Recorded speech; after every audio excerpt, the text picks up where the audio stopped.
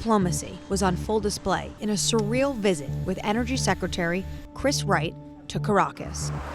We just spoke to Secretary Wright on the plane, briefly talking to reporters about what he plans to do here.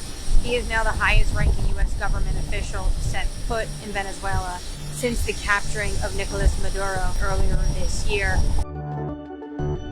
The secretary spent 2 days with acting President Delcy Rodriguez, the former number 2 to Nicolás Maduro, who is now running the country. First at the Miraflores Palace for a bilateral meeting, Wright received a warm reception, and the two briefed the press after, with Wright standing in front of an American flag, a stunning scene that hardly anyone could have predicted months ago. Led through the Chevron oil fields, the scale of potential investment came to the forefront, as Secretary Wright emphasized the key role that U.S. companies will make in the revitalization of the Venezuelan oil industry. I asked the secretary about what growth in the country could look like in the future.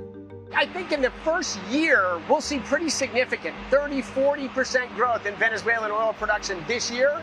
You could continue production growth rate at a pretty good clip. Venezuela does have the largest proved oil reserves, which is a technical concept, much larger than the U.S. Those reserves are why Chevron has stayed in the country for 100 years, as well as U.S. adversaries, China and Russia. Secretary Wright wants that to change. One of the problems in Venezuela, as you point out, is the huge presence of China, of Russia, of Iran.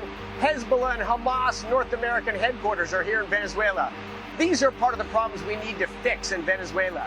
Now, we want it to be open to less corrupt, honest American, Western American allies for business. So a lot of different countries will be here, but the situation on the ground will be dramatically different for China and Russia and Iran than it's been. What's next? The Energy Secretary says the administration plans to issue licenses that will allow the import of parts and services into the country. 2 decades ago, Exxon and ConocoPhillips had their assets nationalized by Hugo Chavez, costing the companies billions. She has regret about the past and about the things that happened. They're in active discussions with ConocoPhillips. The people that lost assets in the before are all in active dialogues right now. What's the right way forward? How to get some recompense for that money they're owed and hopefully entice them to come back into the country and grow production.